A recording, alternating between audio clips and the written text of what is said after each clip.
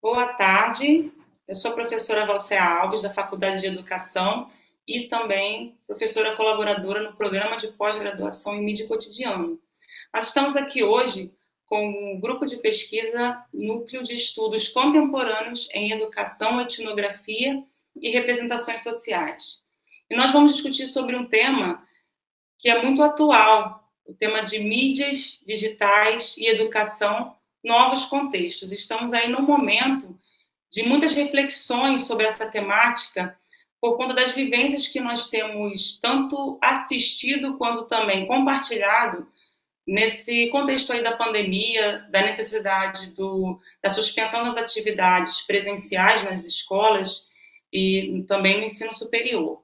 E aí estamos com um grupo muito importante, muito legal hoje, que é o grupo aí de estudantes e de profissionais que compõem esse núcleo e que tem compartilhado de muitos saberes. E hoje viemos aí compartilhar com vocês o que temos pensado e discutido no nosso grupo, para podermos pensar saídas, também termos uma perspectiva crítica diante do que está acontecendo.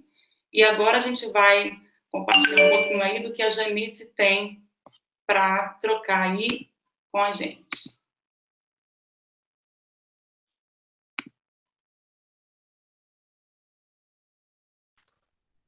Olá a todos, meu nome é Janice Moraes, sou jornalista e mestrando em mídia cotidiano na UF. Vou apresentar para vocês aqui os debatedores, né? Nesse primeiro tópico a gente vai ter o Lucas Coaraci, que é formado em psicologia e também é mestrando em mídia cotidiano na UF. Nesse primeiro tópico de discussão ele vai dar um panorama sobre o embasamento teórico e prático que vai nortear aqui a nossa conversa. Então vai lá, Lucas. Olá, boa tarde a todos. Então, eu vou fazer uma pincelada sobre os autores, assim, que alguns vão estar explicitando melhor e outros vão assim, bebendo um pouco da fonte. E são autores que, assim, que nós estudamos no grupo por conta da nossa pesquisa e que eles podem ajudar na nossa compreensão desse tempo de agora, assim, com educação remota, com toda essa questão das novas formas dos alunos lidarem com a questão da tecnologia, da internet, né? E para isso, eu trago primeiro o Castells, a obra dele da Sociedade em Rede, para falar um pouco assim, de uma perspectiva mais macro de como houve uma revolução da tecnologia da informação, que, assim, resumidamente, né, ela começa assim, com umas bases depois do que acontece nos Estados Unidos, mais ou menos na década de 70, com toda essa questão do processo que as indústrias e assim, todo os trabalhos, assim, os serviços, têm com a informação, que principalmente acaba fazendo com que a informação por si só vire uma tecnologia assim, que vai gerir e aplicar a si mesma para gerar novos. Então, assim, reconfigurando muitos aspectos da sociedade. Ele diz como essas tecnologias elas se agruparam em redes de empresas, organizações e instituições para formar um novo paradigma sociotécnico. Então, assim, o que a gente pode resumir desse paradigma das tecnologias de informação pelo Castells? Que, assim, ela vai agir, né, sobre a informação não só técnica, que é diferente das outras revoluções industriais, e que ela tem uma penetrabilidade, que ela alcança todos os processos, né, da sociedade, assim, em graus variados, né, que ela tem uma lógica de redes em qualquer sistema, em conjunto de relação, que tem uma certa flexibilidade, uma capacidade de reorganização, que é um aspecto decisivo em uma sociedade caracterizada por constante mudança e fluidez. Esse aspecto em específico, o Daniel vai falar mais para frente. e a convergência de tecnologias específicas para um sistema altamente integrado, unindo tecnologias antigas. Então, assim, como isso vai ser algo que não é só uma questão técnica, mas vai, assim, mexendo com a economia, com o desenvolvimento social, e, assim, para além de só pensar isso como a, um detalhe ali que vai trazer só bem ou só mal, não é muito mais complexo que isso, né? Com um exemplo assim, de mudança na cidade, temos o William Mitchell, em um texto que também foi organizado pelo Castells, de tecnologia de informação e comunicação e transformação da vida urbana. Nós temos assim, edifícios mais complexos, com setores mais patimentados, que trabalham em redes, assim, que vão mesmo nesses espaços mais micro, assim, dentro dessas organizações de empresa, também vai ser uma forma de organização em rede que vai sendo aderida em muitos aspectos na cidade, né? Como que também existe um paradoxo, né, das tecnologias high-tech sendo evoluídas e aparecendo menos, né, se tornando mais minimalistas e tudo mais. Mas e na questão da internet? Quando a gente pensa a internet, e para isso eu trago aqui o Fábio Malini e o Henrique Antu no texto da Internet e a Rua, Ciberativismo e Mobilização nas Redes Sociais, é importante lembrar que desde 69, assim, com os primórdios, assim, né, com o surgimento da internet, existe tensionamento, né, entre interesses financeiros e científicos contra os hackers que fazem redes sociais comunitárias sem intervenção de instituição. Então, assim, como que a internet ela foi palco de lutas sociais, assim, de enfrentamentos, né, entre corporações e pessoas que queriam transformá-la em algo mais horizontal, assim, de compartilhamento, que é justamente uma das coisas que o Pierre Levy vai defender na cibercultura, na obra Cibercultura de 97, que é justamente uma nova ele prevê uma nova forma de inteligência coletiva acontecendo nessa era da internet, né?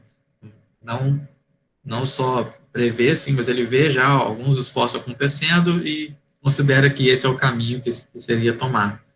Que, assim, os indivíduos e grupos não estão mais confrontados a saberes estáveis, a classificações de conhecimentos legados e confortados pela tradição, mas sim um saber fluxo caótico de curso dificilmente previsível no qual se deve agora aprender a navegar. Então, assim, ele vai utilizar da árvore de conhecimento, da metáfora da árvore de conhecimento, para mostrar como que são possíveis novas formas de organização com os saberes em comuns das pessoas em uma comunidade, sendo o tronco, né, e os mais específicos vão sendo os galhos e as folhas, para estar pensando outras maneiras de educação e de compartilhamento de informações. E ele defende assim a questão dos professores e alunos tendo outra dinâmica, né? Não só do ensino vertical, que vai ser só uma transmissão de conteúdo, que é justamente algo que também o Paulo Freire, na pedagogia do oprimido, ele vai estar assim, martelando isso constantemente sobre como essa educação só de transmissão é educação bancária, que assim, que coloca como ato de depositar, de transferir valores e conhecimentos, pois não assim, que deixando o professor apenas na torre de marfim, né, como ele diz. Então, assim, o Paulo Freire vai defender a educação libertadora, que é justamente que os educadores e os educandos não sejam ou educadores ou educandos, mas que todos assim, vão ser simultaneamente, né, os dois papéis, assim, que vá ter uma troca e que seja baseada na comunicação. E assim, como pensar isso da comunicação nessa educação remota é um desafio também que a gente tem. E assim, para isso também trouxe um pouco do Nelson Preto, que assim, é um professor pesquisador da Universidade Federal da Bahia, que assim, tem um ativismo reconhecido pela questão dos softwares livres, que assim, é algo que também vai ser discutido aqui, e que como essa juventude que está indo para a educação remota, ela já é outra, né, diferente do que a escola havia pensado e se organizado para lecionar já muito tempo atrás, né? Que a apropriação que a juventude vem fazendo desses aparatos tecnológicos tem lhe possibilitado ir além do mero consumo de informações. Ela está produzindo intensamente culturas e conhecimentos. Então, assim, é essa juventude produtora que vai estar entrando, né, nas lives, né, nas aulas assim, remotas, e como que isso pode ser também não só uma questão de característica, mas um dos embates com a ferramenta ou com a didática, caso não seja utilizado isso como uma vantagem, né, pelos professores e alunos, ou a instituição em si da escola. E, assim, como ele denomina essa geração de geração alt-tab, e em conjunto com duas teclas apertadas ao mesmo tempo, possibilita a navegação e processamento simultâneo, né, dos computadores, que é o que remete ao hiperlink, a toda essa questão da simultaneidade, né. Então, assim, isso é algo que vai ser explicitado também, né, depois. E, para finalizar, uma fala aqui da questão da rede, ele coloca como rede impõe pensar na multiplicidade de pontos, valores culturais.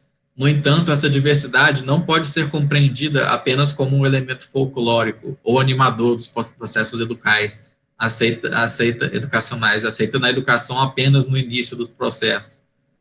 E isso, assim, então a diversidade, ela não pode ser só algo para ser pensado na porta de entrada ou como propaganda, né? E agora, justamente, nós vemos o quanto isso vai estar afetando e já está afetando há um tempo, a educação remota, né, com a questão da dificuldade de acesso, de como muitos têm muito mais privilégios do que outros, e como lidar com isso, né? Isso vai ser outro assunto também a ser discutido aqui, e com isso encerro a minha participação. Obrigado.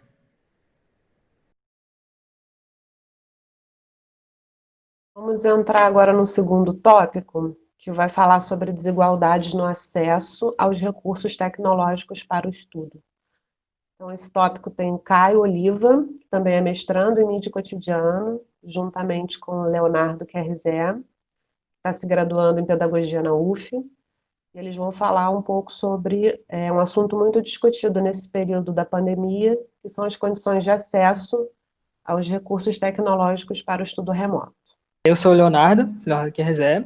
Eu e o Caio, a gente separou o tópico a gente separou em vários subtópicos para a gente explicar um pouco, né, sobre o que é o ensino remoto, as variedades dele, diferenciação da EAD com o ensino online, e a gente vai falar sobre a desigualdade no acesso aos recursos tecnológicos para estudo, do EAD, ensino remoto e educação online. Eu vou começar falando sobre a escolha do ensino remoto. A escola em si é um campo que agrega diversas pessoas. A partir disso, entendemos que professores, estudantes e outros profissionais que adentram o meio escolar se tornam os principais vetores de transmissão da Covid-19. Diante disso, as políticas mundiais de retorno às atividades coletivas têm deixado a escola em último plano, conforme os dados da ONU e da Unesco. As tecnologias tornaram-se as principais referências potencializadoras de iniciativas voltadas para a manutenção da conexão educacional. foi um momento de surpresa para muitas escolas, professores e profissionais da educação, em que sua grande maioria já tinha seu planejamento, planos de estudo, planos de estudos organizados. As aulas estavam acontecendo e, com isso, teve-se a necessidade de reorganizar toda essa dinâmica de ensino, né, tanto como escola e afins. O ensino remoto é algo que veio na necessidade da pandemia atual. Ele é uma série de outras estratégias e meios de comunicação virtual ou digital, como enviar mensagem de texto, mensagem de vídeos, áudios por WhatsApp, TVs, rádios e outros meios de comunicação. O que é o ensino remoto e por que esse ensino? O ensino remoto, ele é um meio para se dar aulas e passar os conteúdos. A educação remota, ela se dá à necessidade a partir da modalidade da educação presencial. Se fez uma espécie de adaptação pela situação emergencial. Se propõe usos e apropriações das tecnologias, nessa especificidade, para que se atenda essa necessidade da educação presencial. É uma modificação temporária da estrutura necessária em relação aos conteúdos curriculares, se dando assim uma forma de oferta alternativa devido à situação da crise. Seria uma solução prévia do ensino em formato presencial, que, levado ao longo da crise, possui uma duração delimitada pelo tempo em que a crise se mantiver e pode ser estabelecida em momentos distintos. Existe diferenciação, né, do ensino remoto, EAD e o ensino online? Então, ele pega algumas características do ensino online, também pega algumas características da EAD, mas ela não pode ser enquadrada como uma dessas modalidades, pois tem outras questões a oferecer. Então, atender por meio das tecnologias digitais alunos afetados pelo fechamento das escolas não é a mesma coisa que implantar educação à distância, ainda que surjam essas técnicas e conceitos similares em alguns aspectos, e também com a mediação do ensino e da aprendizagem por meio de tecnologias. A EAD, assim como qualquer outra modalidade de ensino, envolve planejamento anterior, em alguns casos, considerações sobre o perfil do aluno, desenvolvimento a meio e longo prazo de estratégias de ensino e aprendizagem. Por mais que alguns professores tenham experiência com imagens, vídeos e afins, é necessário, em algumas situações, conhecimento de produtos, como qualidade estética, conhecimento sobre cores, imagens, editor de vídeos e etc. Além da qualidade pedagógica que a modalidade exige. A EAD estruturada, mesmo que seja de péssima ou boa qualidade, ela é composta com avaliações e matérias previstas. Se tem uma ideia de acesso para todos e estratégia pedagógica diferenciada, com uma outra elaboração. Basicamente isso. Agora o Caio vai falar um pouco mais sobre o processo do ensino remoto no Rio de Janeiro específico. Olá, boa tarde, eu sou o Caio Oliva. Minha fala ela vai focar mais na questão, né, da desigualdade do acesso em relação ao ensino remoto, né? Bom, para começar, eu acho que é importante a gente pensar que não era preciso, né, uma pandemia para a gestão pública e a sociedade reconhecer que o Brasil é muito desigual, né? Eu acho que esse isolamento, né, as consequências do isolamento só deixou mais nítido ainda que determinadas parcelas da população acaba sofrendo mais com esses problemas, né? E a gente não fala somente dos problemas econômicos ou de saúde, né? Mas também um problema muito pertinente nessa questão é da educação, né?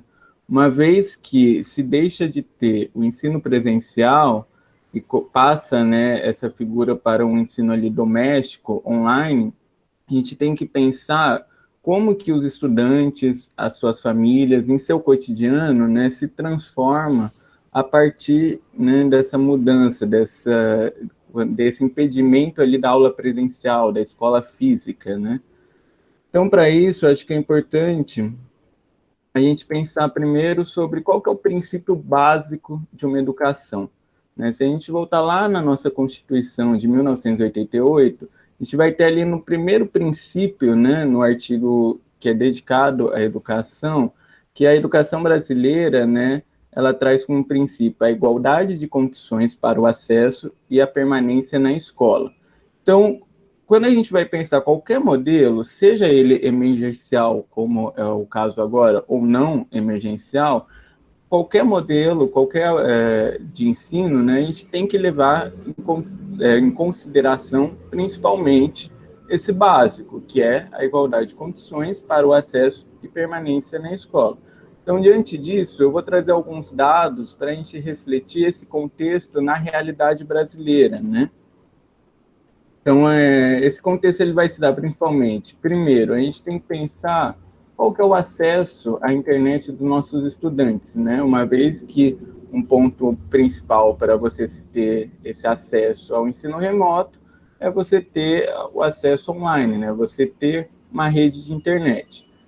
Então, aqui eu trouxe a pesquisa do PNAD, né? Pesquisa Nacional por Amostra de Domicílios, da pesquisa de referência de 2018, e aí ela foi feita com esses dados, né, ele traz de estudantes acima de 10 anos no Brasil. Então, no Brasil, como um todo, estudantes que têm acesso à internet, a gente vai ver que é uma média de 86% no Brasil como um todo. Porém, quando a gente faz o recorte de região, desses 86%, a gente percebe aquela diferença clássica, né? De desigualdade entre sul e sudeste, norte e nordeste, né, e centro-oeste ali em meio termo, né. Então, quando a gente foca especificamente norte e nordeste, a gente percebe que daí esse acesso à internet dos nossos estudantes fica em média ali entre 70% e 80%, enquanto que sul, sudeste e no centro-oeste, o acesso dos nossos estudantes estão por volta de 90%. Então, aí a gente já vê, né, uma diferença muito grande. E quando a gente traz, então, essa questão para pensar o acesso dos nossos estudantes da rede pública e o acesso dos nossos estudantes da rede privada, tem novamente, né, essa desigualdade muito nítida. Uma vez que na rede pública a gente percebe que 81% dos estudantes da rede pública têm acesso à internet, novamente, com uma diferenciação por região, né? Assim, no norte e nordeste, o acesso está por volta de 60% a 70%, e no sudeste, sul e centro-oeste, o acesso dos estudantes estão por volta de 80% a 90%. Isso da rede pública. E quando a gente traz, né, esse olhar para a rede privada, daí também aponta uma diferença muito grande, onde 98% dos estudantes da rede privada têm acesso à internet. E aqui, outra questão interessante é que não tem uma diferenciação por região na rede privada. 98% é a média de todas as regiões, né? Nenhuma região, ela fica abaixo de 95% do acesso dos estudantes da rede privada. Então, aí são dados interessantes para a gente pensar, né? Esse contexto da realidade para a gente poder discutir os outros pontos, né? Outros dados também que fazem parte, para além da internet, o que mais a gente precisa, né, como base para o ensino remoto? O equipamento, né, o dispositivo, o aparelho para se utilizar, para se acessar esse tipo de ensino. Com isso, a gente percebe que qual que é o aparelho mais utilizado para acessar a internet? 97% dizem usar o celular para acesso à internet. Então, a grande maioria utiliza celular para acesso à internet, isso em todas as regiões do Brasil. O computador, que seria ali o equipamento mais adequado para o ensino remoto, né, devido ao tamanho da tela, ao processamento, memória, né, o computador, ele cerca de 50% utilizam acesso à internet a partir do computador. Então, a gente percebe que o computador é em minoria, né?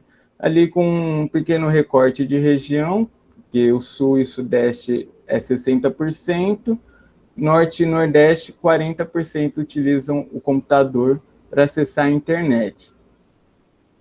E para além da questão básica, né, que é o acesso e o equipamento para ter esse ensino remoto, a gente percebe que os estudantes também enfrentam outras dificuldades, né? Mesmo o estudante que tem acesso à internet, acesso ao equipamento, pode enfrentar dificuldades como, por exemplo, problemas de conexão. A gente sabe que existem diversos problemas na internet, né? Isso não é somente problemas da internet no interior, a gente sabe que também grandes centros urbanos também possuem problemas, né, de rede. Então, para você acompanhar uma aula online, para você interagir, você precisa ter ali uma internet constante, né, que não fique caindo, né? O ambiente de estudos, ele também tem que ser um ambiente de estudo adequado, né? Como que é a estrutura física dos nossos estudantes para poder ter esse ambiente de estudo em casa, né? Ele tem um conforto, né, para poder ficar sentado, estudando, né? Ele tem a privacidade, a concentração, né, para poder ter ali uma maior ter um maior benefício desse tipo de estudo, né? Eu acho que esse é um ponto também importante de se pensar, né? Dessa estrutura de apoio, né? Do ambiente e também a dedicação familiar ali com esse estudante, né? Porque é um novo modelo que para todo mundo vai enfrentar novas dificuldades, né?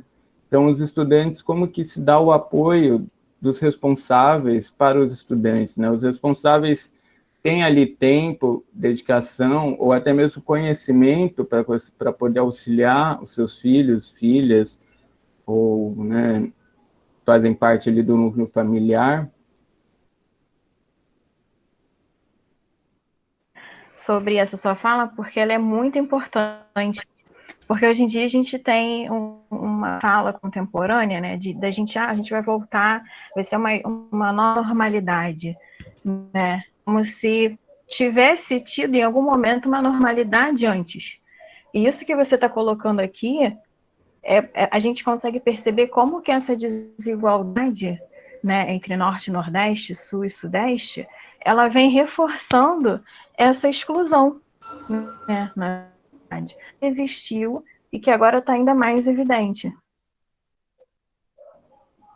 Sim, exatamente. E daí também um outro ponto que eu acho que é interessante a gente pensar, né, trazendo também essa questão para o Rio de Janeiro, né, que é onde a gente vive, né, como que está se dando o ensino remoto no estado do Rio de Janeiro, né, pela Secretaria de Educação do Estado. Bom, em abril, a SEDUC, né, Secretaria de Educação, ela lançou, né, divulgou um documento, seria uma declaração pela aprendizagem em tempo de pandemia, né? Essa declaração, ela foi elaborada a partir de um grupo de especialistas de diversas áreas que foram convidados pelo governo do estado para produzir esse documento, né, analisando as propostas da SEDUC para o ensino remoto, né, nesse período do Rio de Janeiro. E daí é importante a gente pensar que esse texto, ele considera que qualquer medida educacional a ser proposta, ela deve atentar para a garantia do vínculo dos alunos e com seus professores e suas escolas, né? Então, essa ali é uma premissa-chave do documento, né? Que também está de acordo ali com o princípio da educação que a Constituição traz, né? Então, o documento, ele traz esses princípios e também, em diversos momentos, esse documento ele tem um tema através de uma hashtag que seria aprendizagem nunca para, né? Então, ali seria o tema central dessa declaração, o tempo todo usando a hashtag aprendizagem nunca para. E daí, analisando, né, essa declaração, eu peguei algumas propostas, algumas medidas que a SEDUC diz estar tomando para adequar o ensino presencial a um ensino remoto, garantindo, assim, né, a igualdade de acesso, né, a equidade de acesso de nossos estudantes. Então, algumas propostas foi a criação de salas virtuais, né, teriam plataformas de estudo que funcionariam como salas virtuais através do Google Classroom, seria para interação entre professor, aluno, dúvidas, comentários, né? A secretaria ela também anunciou que iria disponibilizar chips com pacotes de dados de internet para professores e alunos que não tivessem acesso à internet. Então, a Secretaria se comprometeu a dar esse acesso à internet. Também material didático impresso, isso para todos os alunos que serão enviados pelos correios. A divulgação de um conteúdo pedagógico pela televisão, né, teleaulas, só que de forma complementar ao estudo. E também a criação de uma equipe pedagógica por região para dar suporte aos alunos. Então, cada diretoria regional ficou responsável por criar ali um grupo de professores de diversas áreas, e esse grupo iria ser um canal também de suporte aos alunos. Então, pegando essas propostas, né, acho que é interessante a gente pensar como que elas estão sendo aplicadas na realidade, certo? Então, pesquisando, né, eu tenho acompanhado diversos relatos da comunidade escolar como um todo sobre como tem sido implementado essas propostas, né? Então, quando a gente vê lá os relatos, a gente percebe, principalmente, que a questão dos chips de dados, né, de internet, está em falta, né, ainda não foi disponibilizado para todas as pessoas que precisam desse acesso à internet. O que ali volta a falar é o básico para o ensino remoto, né, é você poder ter acesso a ele. Para além das dificuldades que você vai ter com ele, o básico é você poder ter acesso, né. Também tem a questão da dificuldade em mexer com a plataforma de estudo online, né? Não são todos os professores, não são todos os estudantes, não são todos os pais que têm esse conhecimento tecnológico para, de uma hora para outra, saber mexer ali nessa plataforma, né? Também o que eu percebi através do Sindicato dos Professores do Rio de Janeiro são denúncias de assédio moral aos professores por parte da SEDUC, né? Com ameaças de corte de salário, né? Se o professor não estiver presente na plataforma, vai ter corte de salário, sem ali procurar saber se o professor está tendo acesso à internet ou se o professor tem o conhecimento para lidar com a plataforma, né? Também existem alguns processos judiciais do Ministério Público, né, indo contra ali algumas ações do governo, principalmente na parte de reprovação do aluno, né? O Ministério Público entrou com uma ação para impedir que o governo possa reprovar o aluno que não tenha acesso à internet para ter ali um ensino remoto, né? Porque até então a orientação das secretarias é dizer que se o aluno não aparecer, ele será reprovado, né? Sem levar em consideração o acesso desse aluno. Também falta um plano pedagógico específico, né? Como que fica a questão de alunos com deficiência, né? Nessas propostas.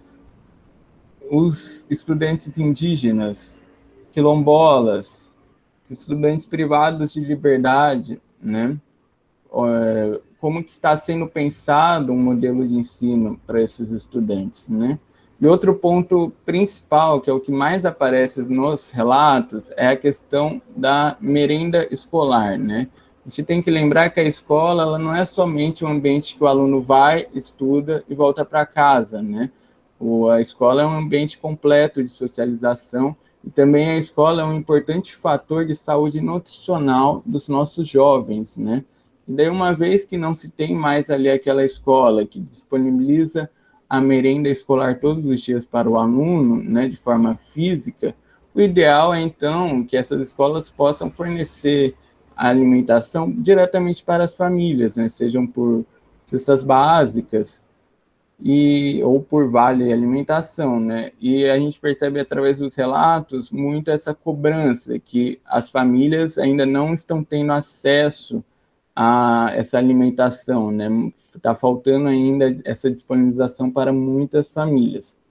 Então, acho que esse é um dos principais pontos que conversam ali sobre essa desigualdade, né? Essas problemáticas do ensino remoto, né? E como que a gente tem que tentar resolvê-las, né? Então, acho que os meus colegas nos próximos pontos vão ali desenvolvendo melhor essa questão. Obrigado.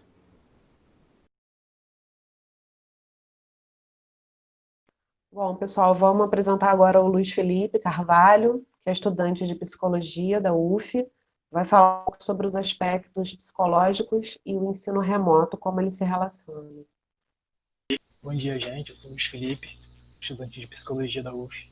Vou falar um pouco sobre os aspectos psicológicos do ensino à distância e sobre a saúde mental dos professores, dos alunos e dos pais durante a realização do ensino remoto. Eu pretendo apresentar algumas pesquisas sobre a saúde mental dos estudantes e dos professores e alunos. E, por ser uma situação muito atípica, tem bastante pesquisas sendo feitas na quarentena, né? E algumas estão prontas, mas a maioria está em desenvolvimento ainda. Mas já tem algumas coisas que dá para inferir. E também trouxe alguns relatos sobre como está sendo a situação do ensino remoto forçado agora, trazendo de redes sociais e de entrevistas em jornais.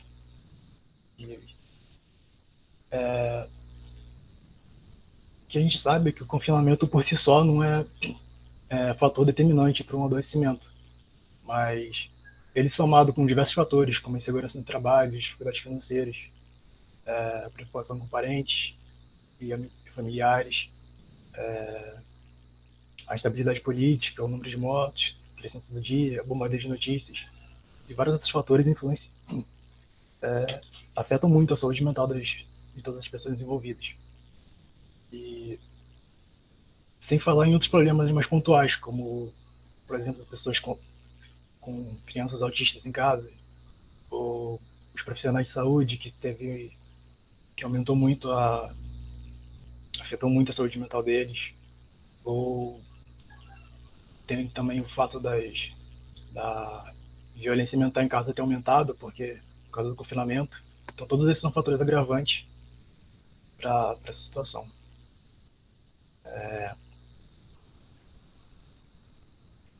E com essa incerteza sobre o futuro e com esse número de mortes crescente, com todas essas outras coisas, é um cenário muito propício tanto para desencadear algumas doenças mentais como ansiedade, depressão, síndrome do pânico, estresse pós-traumático, especialmente para quem foi internado, né? É relatado também um estigma para quem já passou pela doença e foi curado, né? E também abuso de drogas e alcoolismo e insônia também.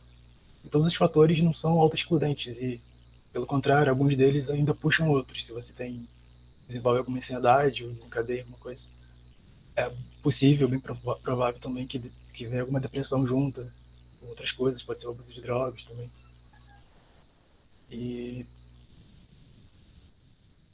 por mais que essas coisas não são essas coisas são multifatoriais, né? São tanto genéticas como ambientais, tem várias influências possíveis, mas um evento tão grande como esse é um cenário bem propício para o desenvolvimento. E teve uma pesquisa da UERJ, a Estadual do Rio de Janeiro, que mostrou que os casos de ansiedade e estresse tiveram um aumento de 80% durante o isolamento social causado pela pandemia do novo coronavírus. O estudo foi feito com mais de 200 perguntas, com 1.460 pessoas e 23 estados. Foi no meados de abril. E também houve um considerável aumento do número de procura por profissionais de saúde durante esse tempo. Falando mais especificamente agora sobre as famílias, é necessário pensar nas condições materiais delas. Eu trouxe alguns relatos primeiro da secretária de Finanças do sindicato do Paraná, Valquíria Legário Mazeto. Ela diz que é muito alto o percentual de famílias sem acesso à internet ou com pacotes de dados pré-pagos. Tem capacidade de utilizar os aplicativos obrigatórios, que gera uma exclusão do acesso à educação pública de qualidade, como já foi explicado antes. E eles lidam com isso com material impresso, né, que aumenta a exposição dos trabalhadores e da família, quebra um pouco o isolamento social. E alguns relatos sobre a situação das famílias, nessa questão do EAD, que muitas famílias afirmam que não dá para desenvolver o conteúdo à distância por questões de equipamento e internet. Por exemplo, às vezes o pai ou a mãe só tem um computador em casa ou tem só um celular, que pode ter mais de um filho que precisa usar todos os aparelhos. Ela pode precisar do computador para fazer o trabalho home office. Então é bem complicado isso. E ela relata como sendo muito frustrante e angustiante. Uma mãe diz que uma mãe cuja filha cursa o segundo ano em escola particular, que a insegurança e o medo também estão presentes na nova rotina da família. Isso atrapalha o EAD. Ela diz que já existe a tensão diária de ser contaminado com vírus, o trabalho home office, e que está exigindo muito dela, e que não sabe como fará para equilibrar isso com as rotinas familiares.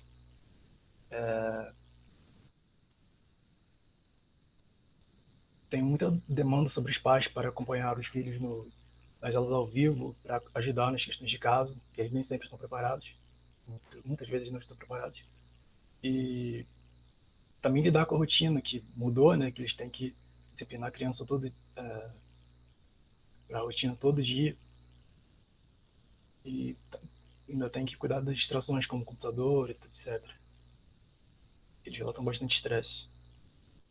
E agora falando sobre os alunos, é bem complicado, porque em casa você tem, fora do ambiente da escola, você tem muito mais concorrente de atenção deles, né? Computadores, jogos, etc. É muito mais difícil manter a rotina no mesmo lugar, né? No mesmo ambiente que você faz tudo e com outras pessoas em casa, além dos outros motivos já citados, né? Como anteriormente, mais geral. E também insônia e relato de sobrecarga deles. Tem um dado aqui que o momento de crise pode ser um gatilho para transtornos mentais, e muitos deles se iniciam na adolescência, na metade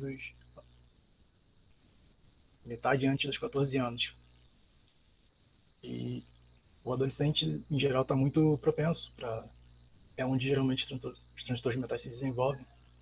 E, segundo a OMS, as condições de saúde mental são responsáveis por 16% dessas lesões em pessoas com idade entre 10 e 19 anos, sendo a depressão e o suicídio as principais causas de morte. Estima-se que no mundo, entre 10 e 20% dos adolescentes passem por problemas psicológicos.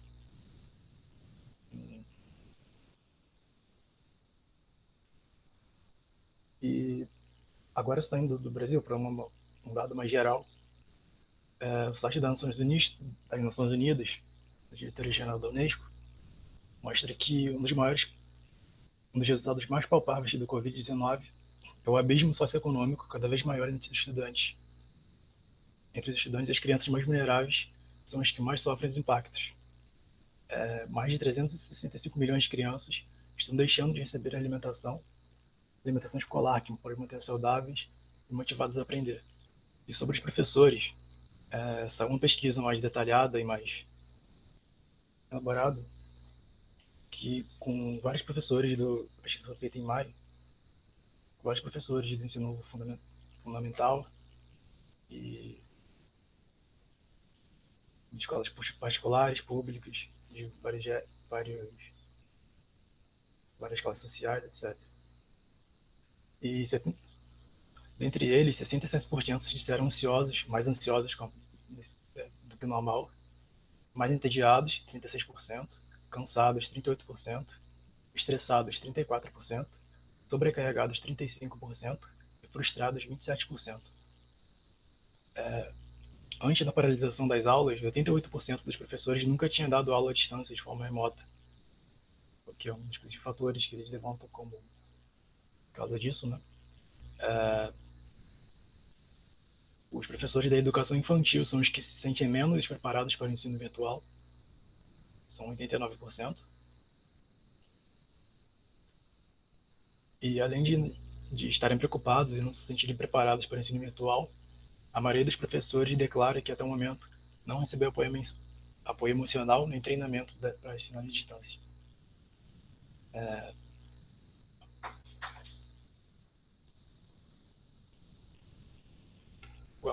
a maior demanda levantadas pelos professores é por treinamentos para ensinar à distância, 75% deles, e depois demanda por apoio pedagógico para auxiliar os alunos, 64%, e apoio psicológico e emocional, de 55%.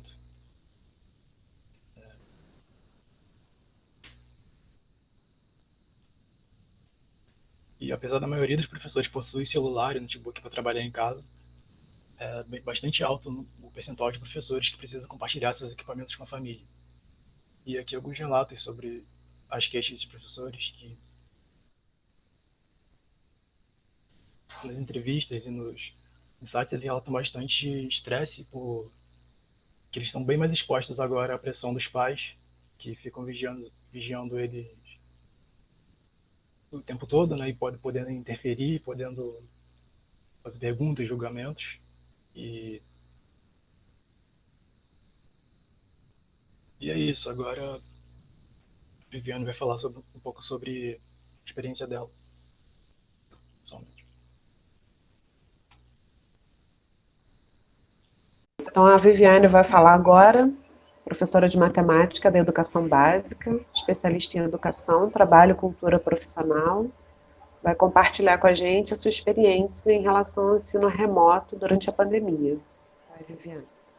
Oi, gente, é um prazer estar aqui com todos vocês, né? Essa troca de saberes aí é muito importante. E o que eu tenho para dizer para vocês sobre essa experiência que a gente tem vivido, né? Nós professores, né?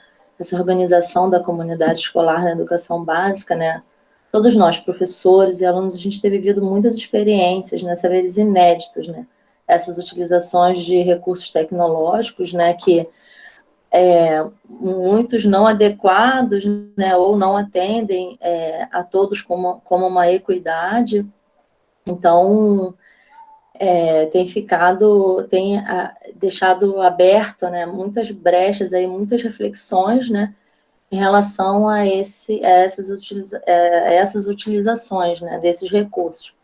Então, muitos alunos com problemas para a utilização dos eletrônicos, né? Não sabem utilizar e-mails, não sabem como trabalhar até a dinâmica mesmo do cotidiano deles, né? De se organizar para poder fazer, para poder assistir, né? Essa área de estudos, né? Que usam home office, né? Mas em casa é difícil a gente ter, né? Tanto os alunos quanto os professores, esse espaço para eles estudarem, né? A gente já tinha, era visível essa dificuldade antes, né, na educação básica, assim, tem alunos que dividem quarto com irmãos, né, não tem um espaço para estudar, né, para ter uma privacidade e tal, e agora, nesse período da pandemia, com tudo isso, né, com essa falta no cotidiano deles, né, dessa privacidade para estudar, a utilização desses recursos tecnológicos, né, de ter um notebook, né, um desktop ou um celular que disponibilize recursos, né, para ele estudar e, enfim, e conseguir se concentrar, né. Mas a gente fala de conteúdos escolares, né, eu sou professora de matemática, eu tenho feito lives, né, com os alunos, assim, todas as aulas, né, muitos deles têm participado, a maioria, tá? É claro que uns com dificuldade, um não conseguiu acessar por causa da internet, o outro perdeu a hora, o outro não conseguiu porque o celular esculhambou, ou divide o celular com a mãe, e aí a mãe sai, tem que esperar a mãe chegar. Mas essas lives, né, esse recurso, ele tem um impacto, né, de aproximação que é uma vertente do Paulo Freire, inclusive, quando ele fala que a educação ele vem do relacionamento do afeto, né, de aproximação, né, de proporcionar segurança, né, o contato visual, né, que é sempre muito importante. Então, essas lives, elas têm proporcionado, né, como recurso tecnológico, tem proporcionado essa aproximação, né, entre os alunos e os professores, mas que nem todos têm esse recurso, e todas as aulas eu sempre tenho ouvido, né, dos alunos, professora, quando a gente vai voltar para as aulas presenciais, as lives têm nos ajudado, mas eu estou sentindo falta da escola, né? E aí eu pergunto, né? Você quer comer merenda? Você quer ver os colegas ou você quer estudar matemática? Ah, professora, eu tenho sentido falta de tudo. Então, assim, como isso tem afetado, né, emocionalmente as nossas crianças, né? E a escola não tem observado, né, sensibilizado com o cotidiano dessas crianças. Tem famílias, tem parentes, né, na casa dessas crianças que contraíram vírus, ou que alguns se mudaram porque estavam muito expostos, né, para não levar o vírus para dentro de casa. Então, se mudaram, pais mais afastados, mães mais afastados, né? Tem crianças que mudaram completamente a rotina, né, por estarem na casa de parente ou em outra cidade. Então, a gente tem vivenciado várias dessas experiências e saberes, né? E até os próprios alunos, assim, eu tenho percebido o crescimento, né, a responsabilidade social deles, né? E a curiosidade também de saber o que está acontecendo nesse período de pandemia, porque a escola, ao mesmo tempo que ela tenta proporcionar uma educação, né, em meio que eu entendo como exclusiva, porque nem todos conseguem acessar ou participar, mas como ela ignora, né, esse processo de vivência de cada criança, né, de cada experiência, de cada saber, né, e quando eu falo de saberes, eu falo de saberes não só tecnológicos de utilização de recursos, mas do que está acontecendo mesmo no atual cenário, né, e eu percebo que eles tentam entrar em assuntos políticos, né, sobre o que está acontecendo no atual governo, sobre assuntos do vírus, eles querem saber o que está acontecendo com os professores. Então, são várias outras informações que eles têm curiosidades, né, de aprendizagem e que foge do conteúdo escolar, e que a escola não se sensibiliza, né, não está preparada para atender todas essas demandas, né? E ela age como se tivesse tudo normal, né? Inclusive, a escola que eu trabalho, ela teve o período, o processo de avaliação mesmo, avaliação trimestral. Então, como isso tem causado, né, vários transtornos psicológicos, tanto para os alunos, né, de estresse, quanto para os professores também, porque é tudo muito novo para a gente, né? A utilização dos recursos, esse se relacionar com os alunos e pais, né? Porque a gente tem se disponibilizado aí do número de telefone privado, que os pais têm mais interação com os professores, e o despreparo, né? A precarização da formação docente, né? Que a gente não recebeu para tratar todos esses assuntos e abordar de uma maneira que atenda, né? Que não ficamos expostos, né? E emocionalmente desequilibrados, né? Para poder atender a tudo isso. Então, a gente tem vivido todas essas experiências aí muito intensas, né? Até o estresse causado pela quarentena entre os próprios colegas profissionais, né? Da equipe como um todo para conseguir trabalhar, para tentar atender, né? E dialogar mesmo, né? Porque a educação, ela é um diálogo, né? É uma comunicação, é de mim para o colega tanto profissional, escola, quanto o aluno, quanto o pai, e vice-versa. E como isso tem ficado evidente, assim, reforça muito essa desigualdade, né? E essa falta de comunicação aí, do que a gente tem que pensar para melhorar tudo isso nesse período aí que a gente está vivendo, né? Que a gente tem sabido, né, de todas essas faltas de recurso, né, de informações e de saberes, e como isso agora, no período da quarentena, como isso ficou muito evidente, né, muito forte. A gente tem sentido realmente na pele o que é trabalhar como professor aí na educação básica. É isso, gente. Muito obrigada aí pela participação. A gente vai conversar então com o Daniel agora. O Daniel é estudante de História da UF e também é professor no pré-vestibular popular Dr. Luiz Gama, na Faculdade de Direito da UF também. vai falar com a gente um pouquinho sobre as redes e a educação, como elas se moldaram no contexto da modernidade líquida. Meu nome é Daniel, como a Janice falou, e falando de educação e redes, né, na modernidade, a gente fala sempre de constantes mudanças, né? A sociedade, como de modo geral, ela está em um processo de mudanças contínuas, mudanças incessantes, né, a todo momento. E quando vamos falar de rede e educação, ela se insere, é claro, nesse contexto de severas mudanças, sejam elas sociais, políticas ou econômicas, que acontecem a todo momento, né? A educação ela não foge desse contexto, ok? Bem, desde meados do século XX, que a sociedade vem mudando de uma sociedade, né, do que o Bauman ele vai chamar de modernidade sólida, que seria uma sociedade mais racional, mais positivista, vamos assim dizer, voltada muito ao cientificismo, né, e que as mudanças elas ocorriam, mas eram mudanças planejadas, vamos assim dizer, ou relativamente planejadas. A partir de meados do século XX, esse contexto ele vai se modificando. Nós começamos a entrar no que Bauman vai denominar de modernidade líquida, né? É quando a sociedade começa a ter mudanças drásticas a todo momento, sem qualquer previsão da humanidade. Essas mudanças elas simplesmente vão acontecendo constantemente, ok?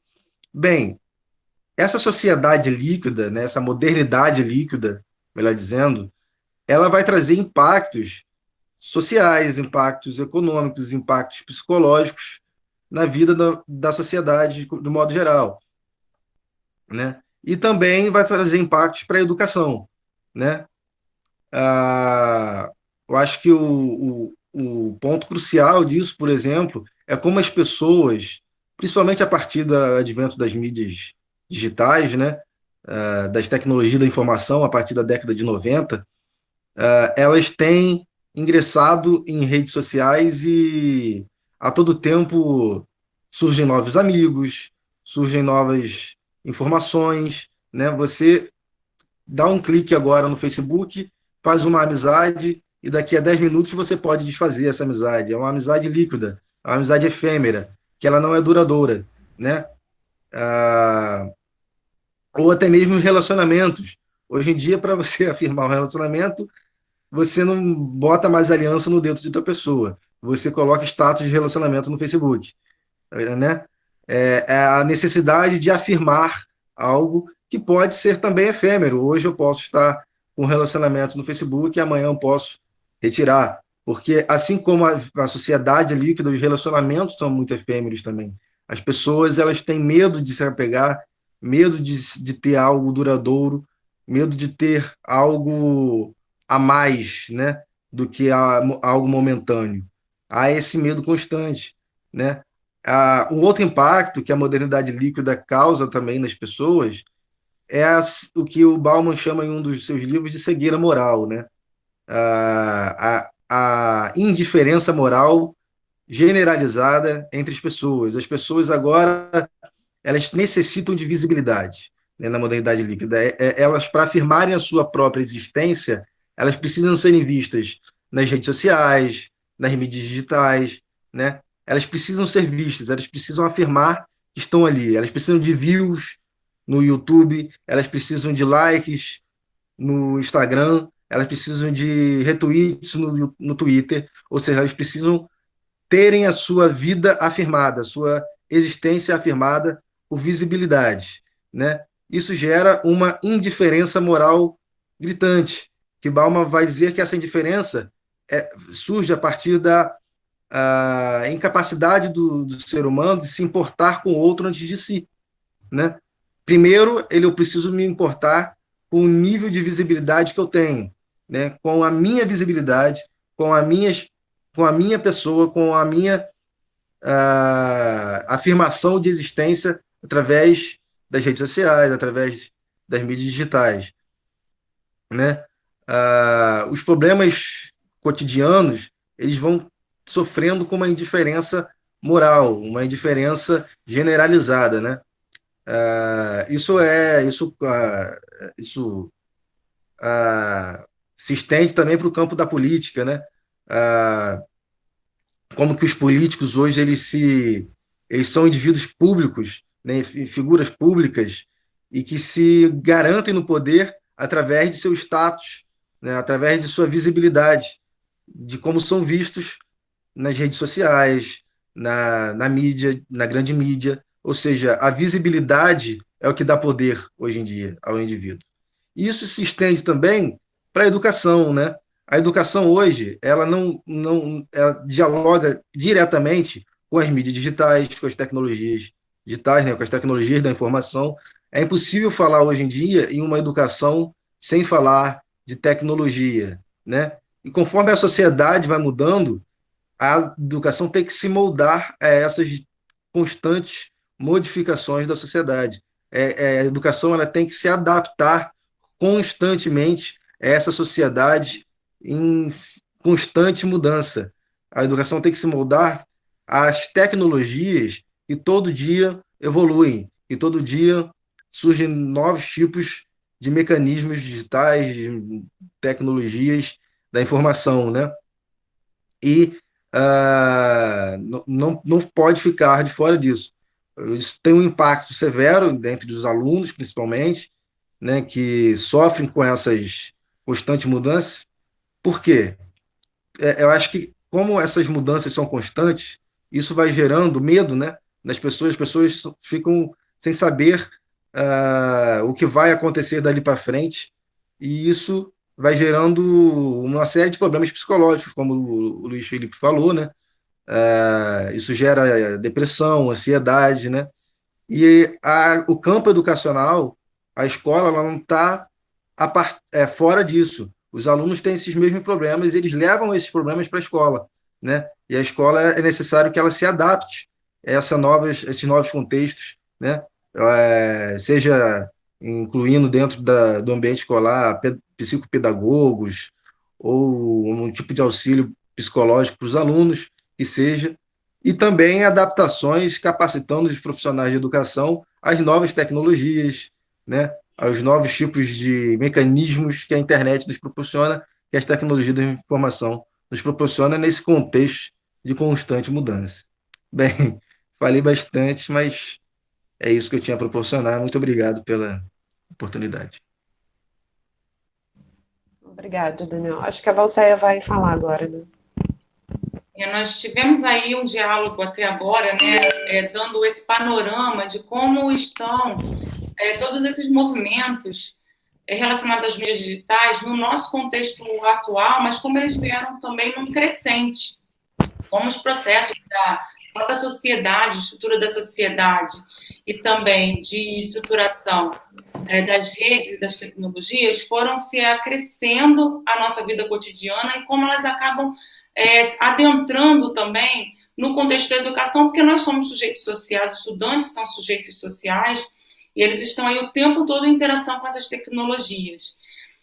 Ao mesmo tempo, nós fomos vendo, a partir das falas de todos os que antecederam a esse momento, uma contextualização de como essa relação com as mídias está acontecendo através do ensino remoto, de como as pessoas estão vivenciando esse momento, né, que foi muito destacado na fala do Luiz Felipe e na fala também da Viviane, que é professora de educação básica, que trouxe a vivência dela.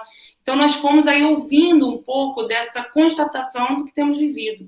E a partir de agora, nós vamos entrar num panorama bem interessante, porque os colegas que virão aí à frente falarão de quais são as possibilidades que a rede, as redes colaborativas e a própria internet e mídias digitais, elas proporcionam aos usuários, às pessoas que usam, né, que estão presentes nesses espaços. Ou seja, vamos ver a partir de agora possibilidades de novas proposições, de saídas criativas, de saídas de mobilização e algumas, inclusive, de resistência a sistemas que um determinado grupo social considera como um sistema de opressão, e de limitação dos direitos de acesso à educação, e não somente à educação, mas de todos os seus direitos, né, inclusive constitucionais.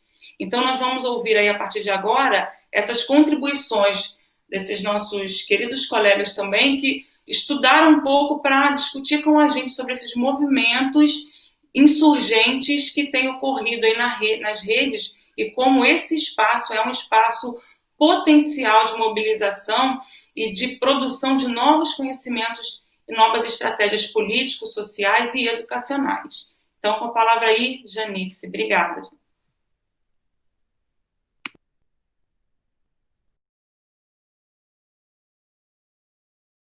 Olá a todos, boa tarde. Então, eu já me apresentei, eu acho que Janice, né, Moraes, sou jornalista e mestrando em mídia cotidiana na UF também, junto com Lucas e Caio.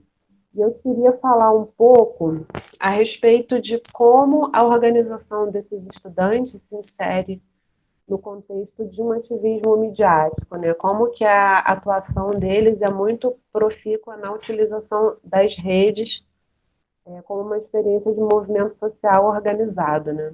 Movimentos que já produziram outras mídias comunitárias, como rádios e jornais no passado, e eles vão se afirmando como uma prática da sociedade civil alternativa em antagonismo em relação ao modo de fazer comunicação das grandes empresas de mídia, né? Que acabam controlando a opinião pública no nível local até internacional. Aí tem um autor que a gente tem estudado muito, que é o Henrique Antum, professor da UFRJ, que diz o seguinte no livro Internet e a Rua. O ativismo das comunidades virtuais criou o cyberespaço, ele diz, e essa atuação individual na internet se tornou uma zona da impotência, do poder do Estado, como diziam Deleuze e Guattari. Para salientar isso, ele diz que todo centro de poder tem um aspecto débil e frágil, né, uma zona de impotência, porque o poder não conseguiu, a partir daí, controlar e nem determinar.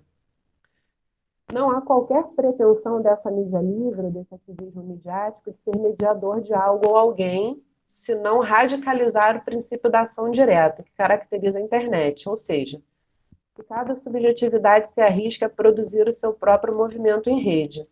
E aí, diante disso, foi o que os estudantes fizeram, né? Se organizaram em torno dessa questão do adiamento, especificamente do Enem, se mobilizaram contra, né? E fazendo uma crítica também à propaganda do MEC, que era muito irreal diante da realidade dos estudantes brasileiros, como os colegas já colocaram, e mais à frente a gente vai continuar falando a respeito disso. Então, a UBS representa 42 milhões de estudantes do ensino fundamental, médio e pré-vestibular. E aí, recentemente, tomou posse dessa entidade a Rosana Barroso, que é uma menina que é estudante de cursinho, que se afirma como negra, feminista e tudo mais, e fez uma mobilização bem interessante assim, em torno dessa questão do adiamento do Enem. Né?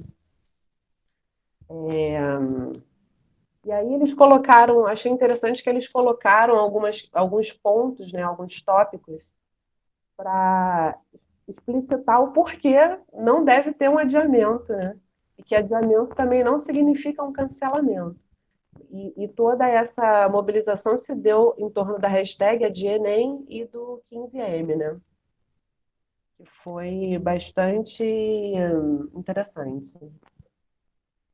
Então, os motivos que os estudantes colocaram foram os seguintes. Eles colocaram os motivos e especificaram, explicaram cada um, isso pode ser consultado, assim, foi bem interessante. Primeiro que estamos no meio de uma pandemia, pode parecer óbvio, mas não é para todo mundo, e aí eles explicaram os motivos. Né? Falaram das dificuldades no segundo tópico. Os estudantes enfrentam dificuldades para estudar, essa discrepância no acesso, todos os números que já foram colocados aqui, enfim. E a questão de que muitos estudantes também vivem em locais que não possibilitam essa tranquilidade para você ter um estudo, vivem em casas pequenas ou tem que cuidar do irmão menor, enfim, uma série de questões, e eles foram colocando isso tudo. Em terceiro lugar, os vestibulares do mundo inteiro estão sendo adiados. Eles colocaram isso como um outro motivo importante. Das 18 principais vestibulares, dos 18 principais vestibulares equivalentes ao Enem em outros países, 14 adiaram a prova. Por que o Brasil seria diferente, né? Eles dizem também que o ensino à distância não é uma solução nem uma opção. E argumentam que há o interesse dos tubarões da educação em implementar aulas de EAD como uma solução, mas a desigualdade social impossibilita o acesso a esse tipo de plataforma. Estudantes de periferia, zona rural e indígena são duramente afetados com esse modelo de ensino pensado para a elite. E segundo o IBGE, 25,3% das casas não têm acesso à internet, representando 45,9 milhões de brasileiros.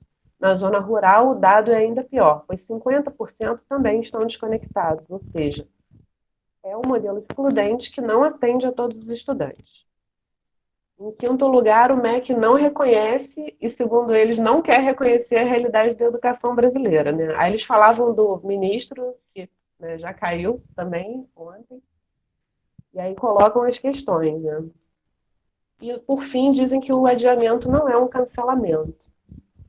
Nenhum dos estudantes quer perder a oportunidade de fazer a prova, mas queremos ter condições justas e viáveis para a preparação do exame. Então, assim, colocando só esse exemplo, né, que já é muito, o exemplo de uma atuação autoral na rede, que é muito importante que os estudantes vêm fazendo e se apropriando dessas tecnologias para transformar ou para reivindicar os seus direitos ou para tentar trazer uma realidade mais justa para todos, né? E utilizando o seu poder de argumentação, que no final das contas é resultado do seu estudo e de uma educação que eles querem, né? Que eles projetam para o futuro, que reduz essas desigualdades sociais.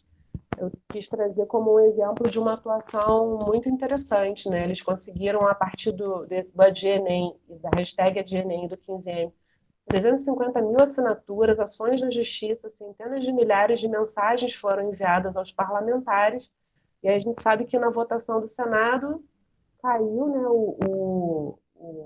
a realização da prova por 75 votos a 1, ou seja, foi uma vitória grande, assim.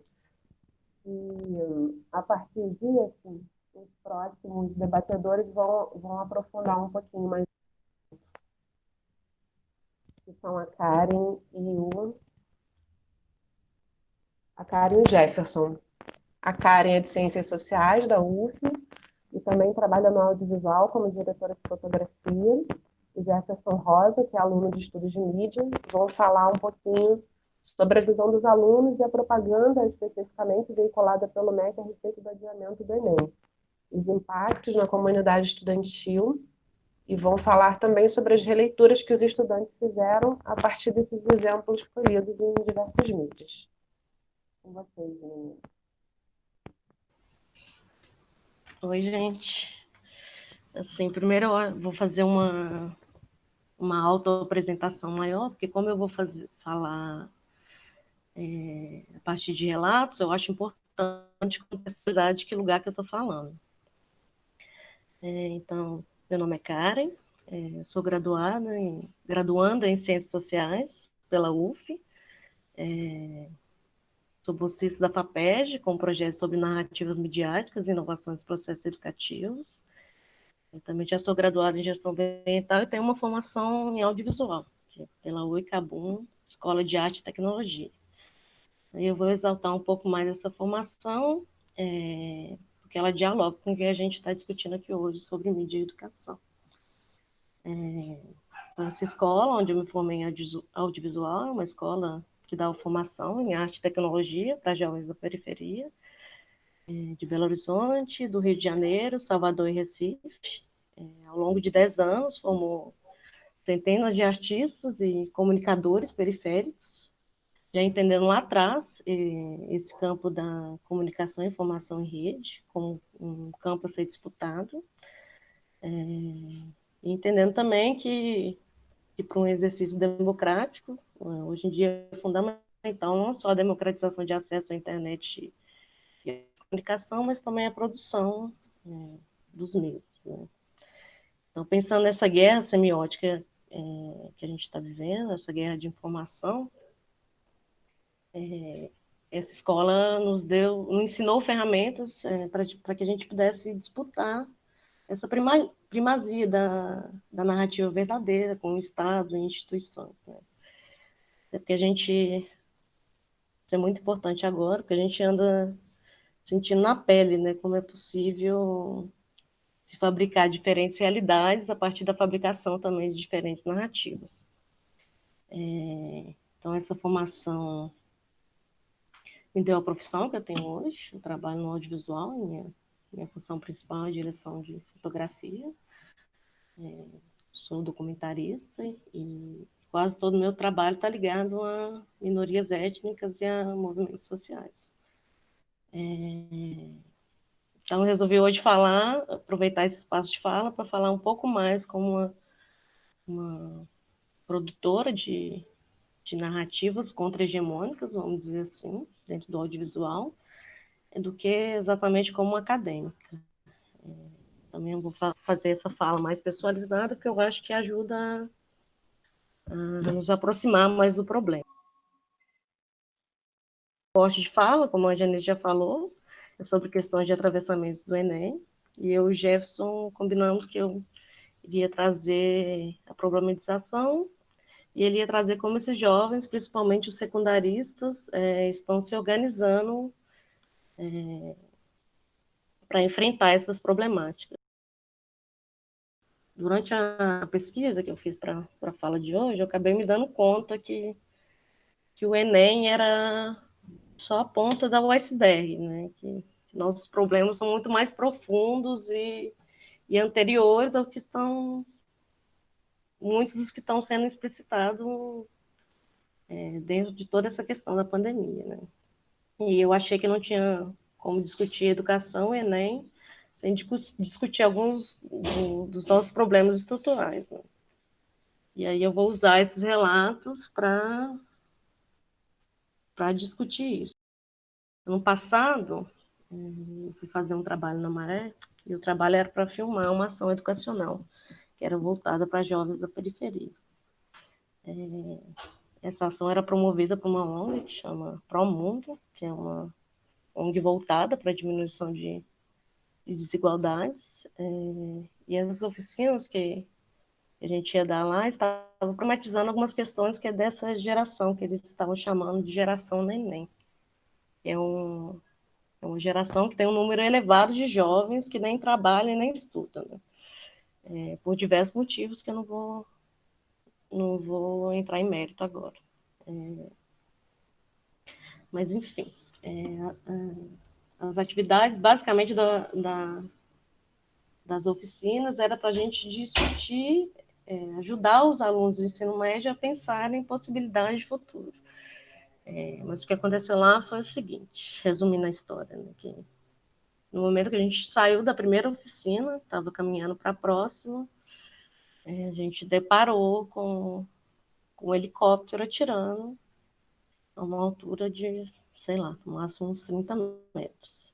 Isso era umas 3 horas da tarde, os jovens que estavam na oficina estavam saindo da escola, as crianças estavam buscando, as mães estavam buscando as crianças na escola, as ruas completamente cheias, enfim, era tiro para todo lado, caveirão entrando, helicóptero metralhando.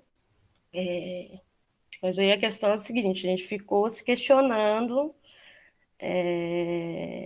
se fazia sentido a gente discutir futuro, esse futuro, né, com aqueles jovens, né, de qual futuro é esse que a gente estava falando, né? E como é que se tem uma perspectiva de futuro tendo a vida ameaçada o tempo todo, né? Agora a gente imagina esse cenário com a situação da Covid-19. Mês passado também, eu escutei, a gente recebeu a notícia que o acampamento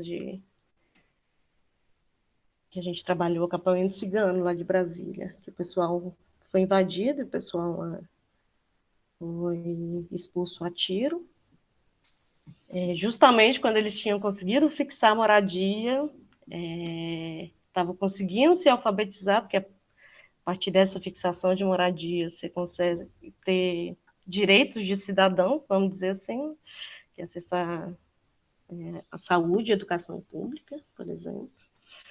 E aí, isso, justamente no momento que eles estavam conseguindo fazer esse movimento, o acampamento foi todo desfeito.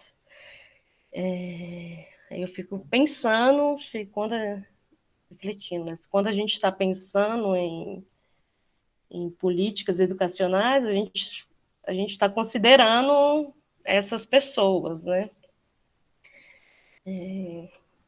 Semana passada também uma amiga que divide casa comigo, ela veio comentar a situação do irmão dela, né? Que ela contou que eles estão em casa e a violência doméstica piorou. Eu fico o dia inteiro vendo o pai agredindo a mãe, na casa de frente, o irmão mais velho e o primo que estão envolvidos com tráfico tá ameaçando o pai dele de morte. Os problemas de escassez estão vindo, porque a mãe não consegue trabalhar, tampouco conseguiu esse auxílio do governo. E esse irmão dela tem anos que vem se preparando para fazer o Enem. Agora, que condições será que ele vai fazer o Enem esse ano, né? Existe uma possibilidade dele concorrer em pé de igualdade com os candidatos que têm outras condições sociais? O ensino remoto tem sido oferecido aqui de 3 maneiras, né? Uma pela internet, uma pelo canal da TV pública, que é o Rede Minas, e através de uma apostila que foi entregue aos alunos, né? De acordo com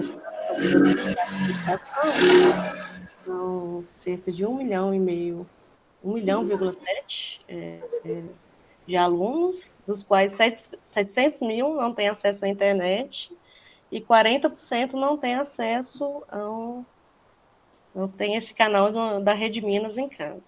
E isso a gente está falando da região sudeste do Brasil, né? Aqui, Minas.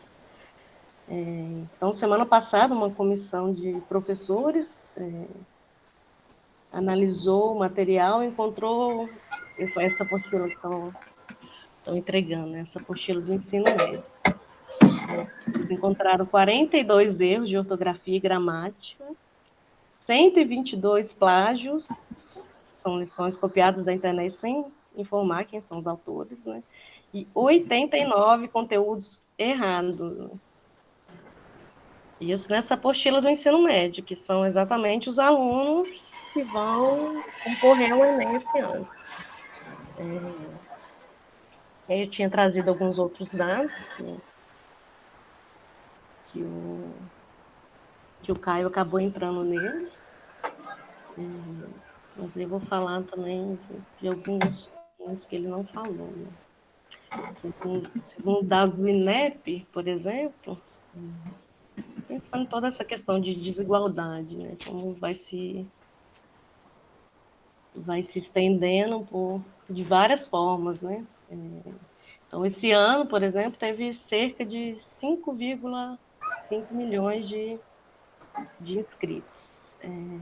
É quase 1 milhão a menos do que ano passado, e quase a metade de alguns anos anteriores, tipo 2014, que teve 9,4 milhões de inscritos, né?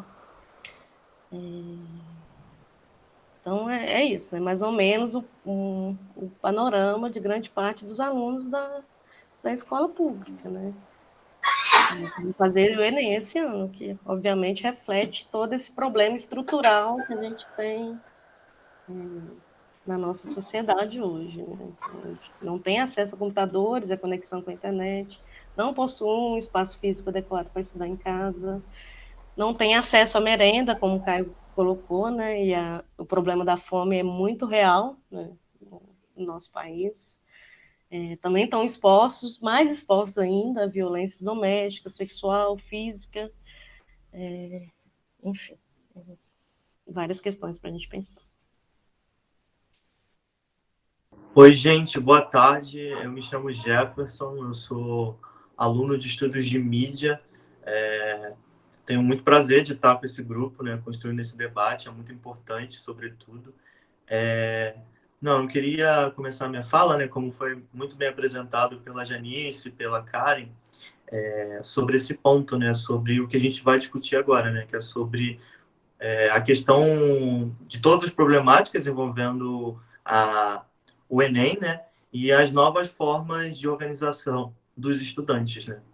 Então, como foi muito bem ressaltado, né, pela Karen, né, essa questão do Enem acontecer esse ano, né, nesse contexto que a gente está vivendo de pandemia, onde cada vez mais as desigualdades sociais vêm se aprofundando, né, então os estudantes se organizaram, né, via redes sociais, sobretudo a partir de um pronunciamento, né, oficial do MEC, né, uma propaganda do MEC defendendo o Enem esse ano, né, a realização do Enem esse ano. Aí eu peguei alguns pontos aqui dessa propaganda feita pelo MEC, né, que foi divulgada massivamente nas emissoras, vinculada às emissoras, vinculado nos canais oficiais do governo, né, e eu queria ressaltar um pouquinho de algumas falas, que como foi montada essa roteirização desse vídeo, né, que foi basicamente o vídeo com estudantes, né, falando: e se uma geração de profissionais fosse perdida? Médicos, enfermeiros, engenheiros, professores, seria o melhor para o nosso país? A vida não pode parar. É preciso ir à luta, se reinventar, superar. Dias melhores virão. E por isso, quero fazer o Enem esse ano, para entrar numa universidade. Estudar de qualquer lugar, estude de qualquer lugar, de diferentes formas, pelos livros, internet, com a ajuda à distância dos professores. Até lá, estude. Seu futuro está aí. Então, a gente vê um pouco de como esse discurso, né, meritocrático sendo implementado, como se não houvesse uma problematização, né, sobre a forma e o contexto que a gente está, né? Então, a gente vê qual é a cara dessa propaganda vinculada ao governo, né? Colocando os estudantes, inclusive, em pé de igualdade, né? Então, dias melhores virão, então, se a pessoa estudar, tipo assim, ela vai conseguir passar. A gente sabe as problemáticas todas também que envolvem o vestibular, né? Porque se todo mundo tirar uma nota boa, se todo mundo gabaritar a prova, a universidade em si, ela não garante, através do sistema, né? Não garante vaga para todo mundo, né? Então, a educação que a gente defende é uma educação emancipadora, em que todos tenham direito à educação, né? Então, nesse sentido, os estudantes, eles canalizaram essa indignação, né, dessa implementação do Enem, né, esse ano, né, ignorando todos esses aspectos abordados pela Karen, e nisso eles se mobilizaram, né, via internet, né, principalmente nas redes sociais. Então, o dia 15 de maio foi um dia de mobilização nacional dos estudantes pelo Adianem, né? Então, foi subido uma hashtag onde foram 50 dias muito ativos de mobilização cibernética, né? Então, os estudantes foram os principais protagonistas, né, dessa luta, né, pelo adiamento.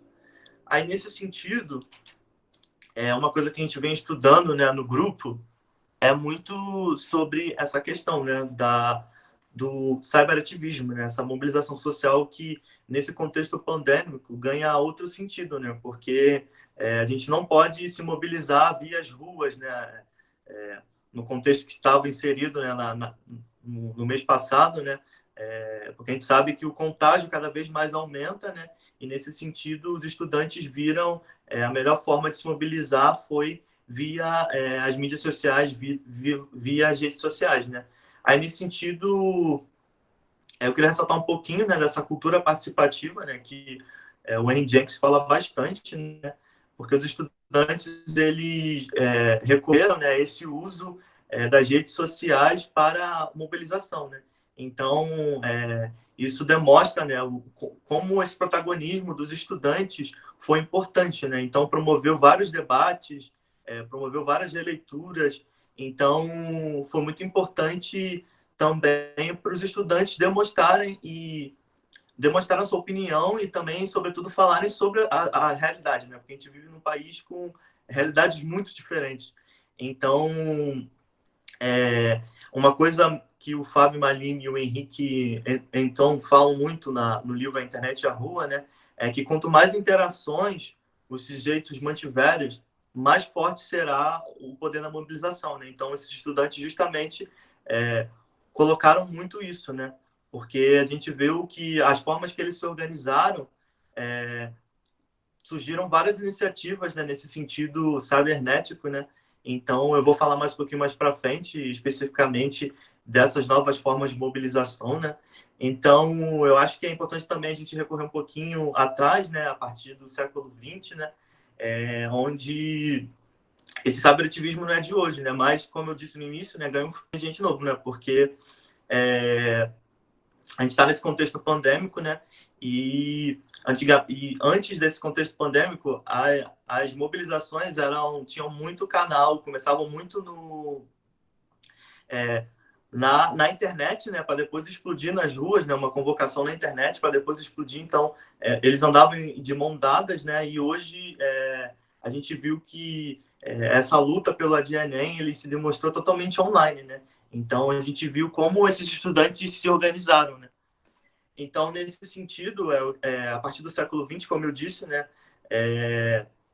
a partir da disseminação da internet, a partir da banda larga, a criação das redes sociais aos poucos, né, as mobilizações ganharam novos instrumentos, né, e outras características a partir das redes, né. Então, nesse sentido, a gente viu diversas mobilizações, né, durante esse século, como o Primavera Árabe, o Occupy Wall Street, né, a questão dos indignados da Espanha também. Então, foram diversas mobilizações muito importantes, né, que tinham como objetivo canalizar todas essas indignações, né, de determinada causa, né.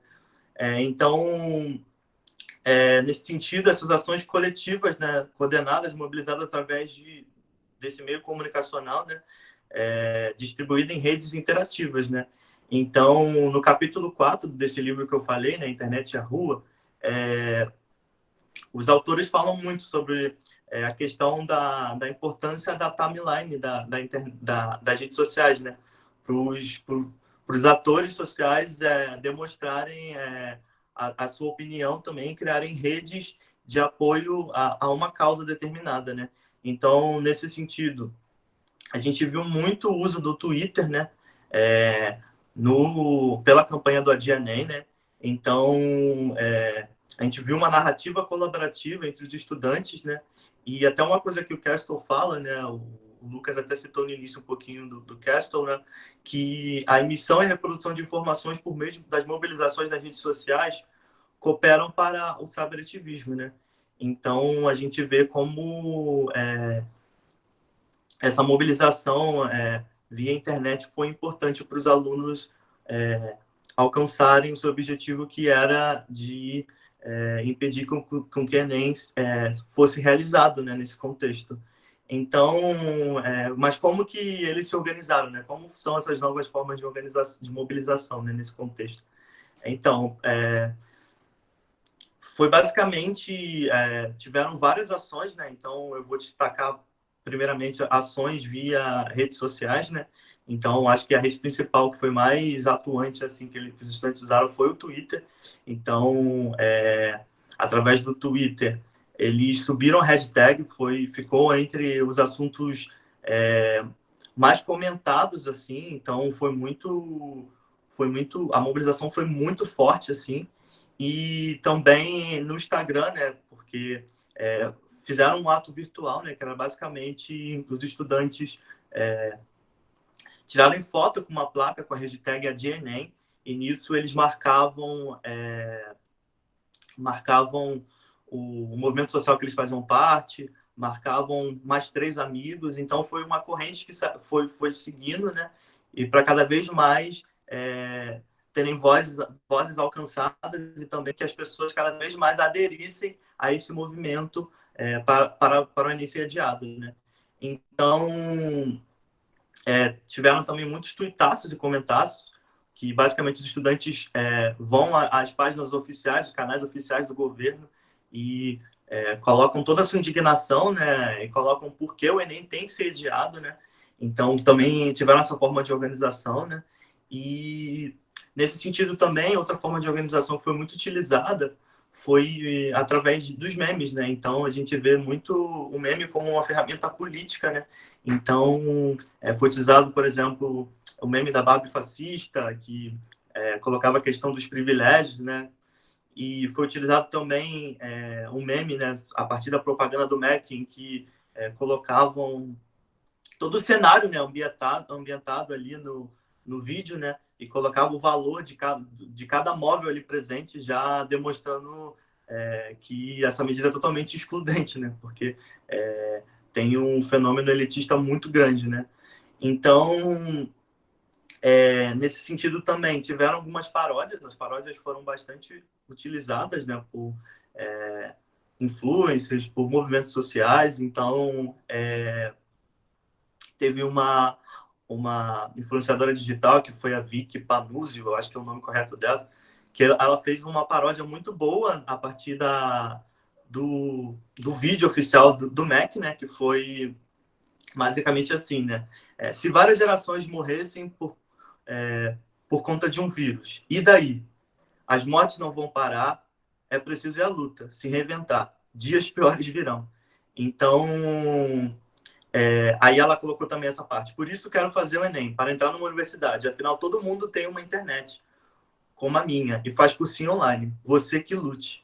Então, a gente vê como as paródias também foram utilizadas para ironizar, né, toda essa questão e ressaltar os privilégios, né, que não são levados em conta quando o MEC decide continuar com a realização do Enem, né? Então ignora toda uma realidade social, né?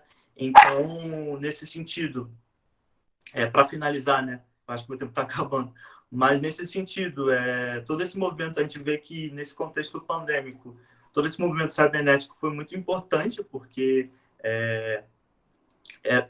esse movimento do AdiEnem chegou ao Congresso, né, onde tiveram, acho que, 75 deputados aprovando, né, o adiamento, e somente um, né, deputado que não.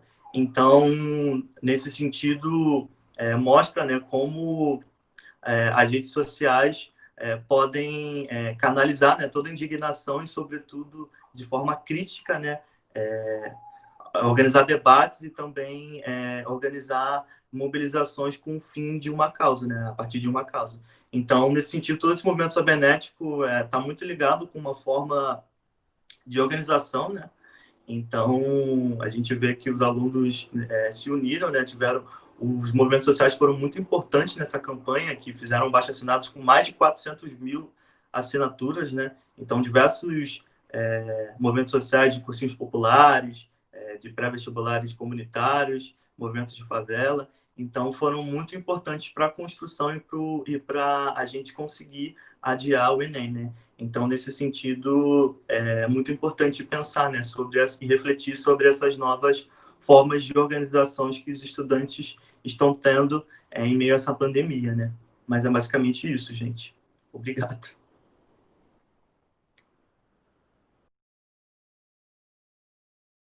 Então, vamos para o último tópico agora, com a Vitória Viana, que é estudante do curso de Pedagogia da UF, e vai compartilhar com a gente análise sobre a importância do software livre na educação, a partir dos seus estudos e pesquisa na área de educação, cybercultura e cidadania.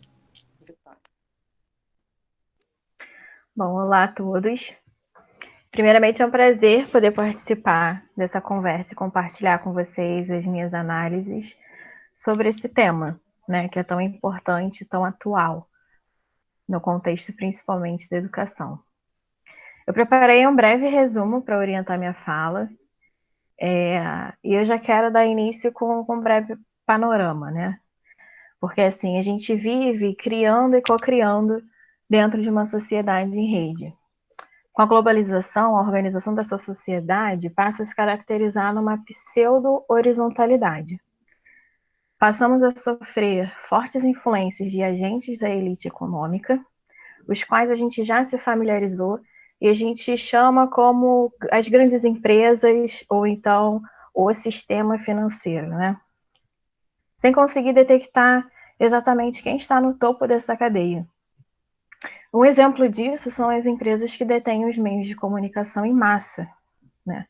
E aqui a gente consegue contar nos dedos as redes nacionais de televisão que comandam o fluxo dessas informações em todo o território nacional.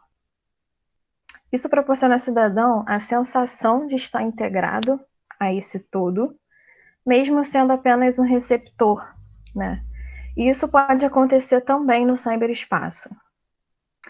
Bom, a gente se preocupa com a unificação e fortalecimento dessas empresas que já controlam os meios de informação, fazendo com que eles ampliem seus tentáculos, né, o seu alcance. E por isso cabe aqui a gente entender a necessidade da gente ter o controle dessa produção de conhecimento, nós como educadores, né? Porque senão a gente vai sempre estar refém de alguém ou de uma empresa, de uma instituição, que sempre cumpre essa função, né, de intermediar esse conhecimento. E aí é que mora o perigo. Bom, a internet surgiu como ambiente de comunicação livre e acessível a qualquer pessoa e não se restringe a limites geográficos, né, favorecendo assim a organização em rede. Entretanto, essa organização implicaria na democratização do acesso à internet para que a população tivesse a possibilidade de se organizar e promover uma rede de produção colaborativa. E aí eu quero chamar a atenção aqui para esses dois pontos, né? A democratização do acesso à internet e a produção colaborativa. Esse movimento é fundamental para a educação e é por isso que eu estou aqui defendendo a utilização desses softwares livres ou softwares não proprietários, né? E um exemplo disso é o software livre mundialmente conhecido como Wiki, né, que a gente denomina como Wiki, que possibilita a publicação na web, publicações essas que são abertas para edição para todos os usuários. Esteja onde estiver, o usuário tem acesso àquele conteúdo e consegue acrescentar a sua contribuição a ele. Seguindo essa linha de produção colaborativa, e aqui eu coloco o professor como mediador desse processo de produção de informação, conhecimentos, saberes e culturas, né? Chegamos à discussão, portanto, da implementação da banda larga nas escolas. O que a gente consegue fazer com 10 megas numa escola que acolhe mais de 200 alunos, né, por período durante o dia, período da manhã, período da tarde? A velocidade que é fornecida às escolas não dá conta da demanda dos nossos estudantes, né? Faz-se necessário políticas públicas que atendam a essa necessidade e que forneçam internet rápida e de qualidade. E nós precisamos direcionar o nosso trabalho como educadores com a consciência de que estamos lidando com uma geração de processamentos simultâneos, né? Que foi um dos tópicos que já foi dito anteriormente. Agora, esses dispositivos, eles não estão apenas a serviço do homem. Eles interagem, formando um conjunto de homem e máquina, né, cheio de significados. Nessa interação, a gente está suscetível ao assédio das grandes corporações, sobretudo no campo educacional. Qual o nosso posicionamento político ao aceitar a implementação das ferramentas Google, por exemplo, né, nas nossas escolas? Estamos oferecendo todos os nossos dados, os nossos conteúdos, aceitando as normas e termos de uma empresa privada sobre o ensino público, né? Uma instituição pública. Bom, aqui eu trouxe uma fala do Freire, que eu acho que é fundamental e a gente sempre se remete a ele, né? Que diz o seguinte: pesquiso para conhecer o que ainda não conheço e comunicar a novidade. Isso nos leva a entender que educar é comunicar. E se a gente está vivendo outros tempos de comunicação, é necessário rever os nossos meios de educar. E essa transformação passa pela formação, não só a formação, mas o fortalecimento do educador como liderança, né? Produtor de conteúdo, produtor de conhecimento, cultura, e não apenas receptor de informação. Bom, aqui eu encerro minha fala e deixo um alerta para vocês que a gente precisa urgentemente refletir sobre os próximos anos. E, assim, pensar o futuro é pensar a democratização do acesso às redes. Né? Então, mais uma vez, eu agradeço por estar aqui hoje, tecendo junto com vocês essa rede de conhecimentos tão necessária nesse momento que estamos fazendo juntos. Muito obrigada.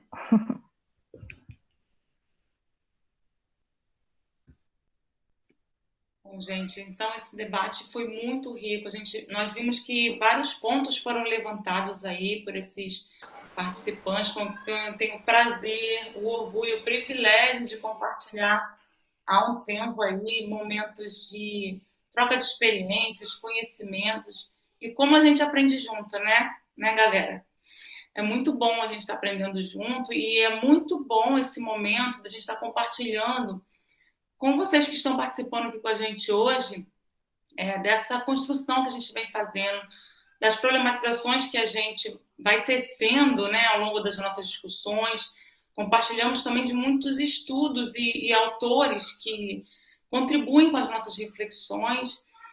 Nós entendemos que estamos realmente num momento mais do que nunca necessário, né, de repensarmos as nossas ações educativas e também nossas ações sociais, e pensamos que as redes, elas podem tanto nos amarrar, como também servir de inter-relação e de colaboração. Então, depende muito da forma como nós vamos nos comportar nas redes enquanto atores sociais. Se nós seremos realmente interagentes ou interagidos, né? Se nós realmente vamos estar nesse lugar, sentindo esse lugar como um lugar de voz, um lugar de construção coletiva. E é nesse sentido que a gente quis provocar essas reflexões.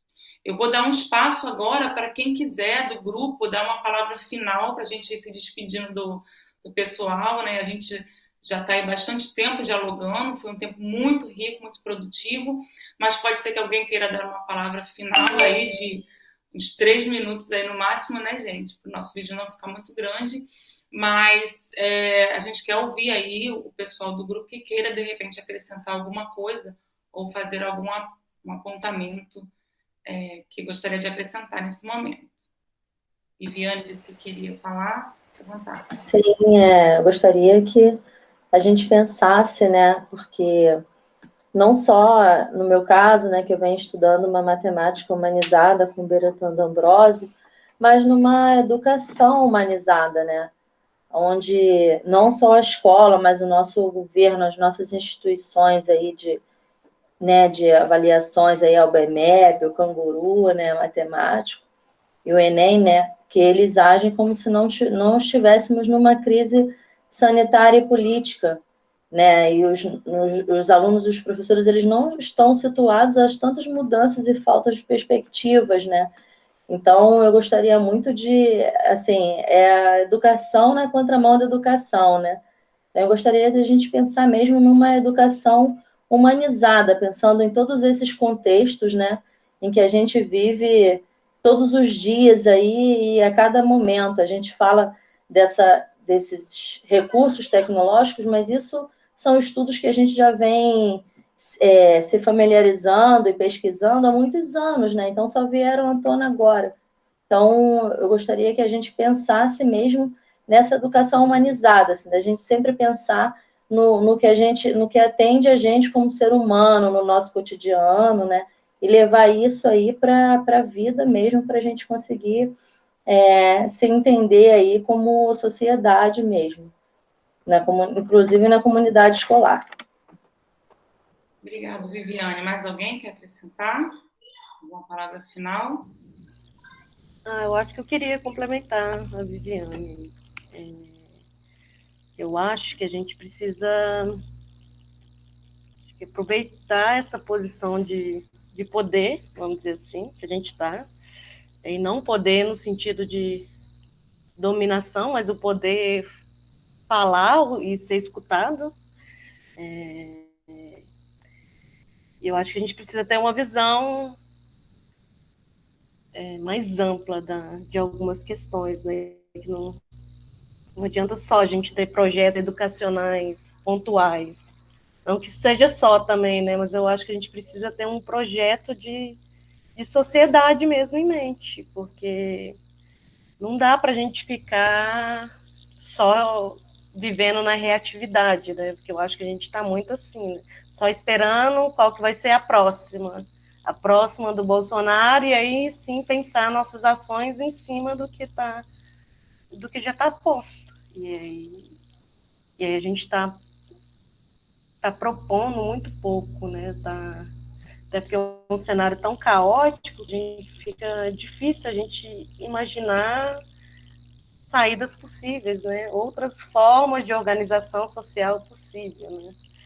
Mas eu acho que a gente está vivendo num momento que esse futuro também está sendo disputado, né? Então é isso, para a gente pensar também, né? O que a gente quer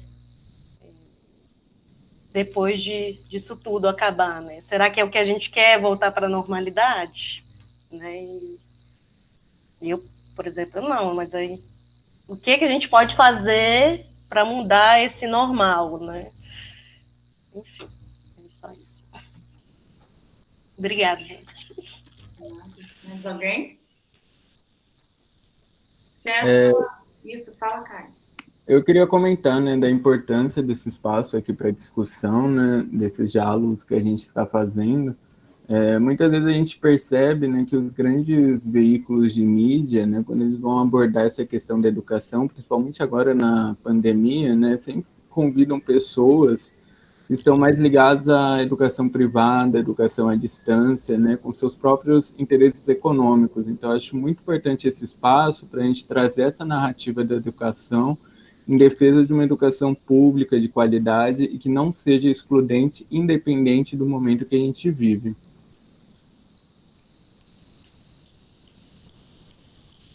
Muito bom. Mais alguém, gente? Não? Acho que então fica a mensagem, né, do nosso grupo, que a gente tem construído, na verdade, essa mensagem juntos, um para o outro, e agora compartilhando aí com mais pessoas, de que nós precisamos pensar aí por dentro desse próprio processo formas de criar novos caminhos. E, como Karen falou, que nós sejamos mais proativos, reforçando a fala de todos, que nós tenhamos realmente uma preocupação muito mais humanizada, né, com esses processos que temos vivido, temos assistido a alguns somente, mas mesmo os que nós assistimos nos atingem por completo, né, nas nossas ações e nas repercussões que essas outras ações causam. Então, que nós possamos realmente pensar, ter uma luta por a democratização do acesso, sim, à internet, que já é considerado um direito, né, humano, e um princípio de direito, e que nós possamos realmente lutar por essa democratização do acesso, a banda larga e aberta, né, a todos nós, os softwares livres, e realmente nós possamos aí construir caminhos, né, de democratização e principalmente de mobilização juntos aí na busca por uma sociedade melhor. Então vamos ligar aí as câmeras para dar adeuzinho aí pro pessoal, e aí liga o microfone para as pessoas verem. Gente, tchau, muito obrigada. Tchau, tchau. Um abraço aí. Tudo de bom para vocês aí. Obrigado por assistir.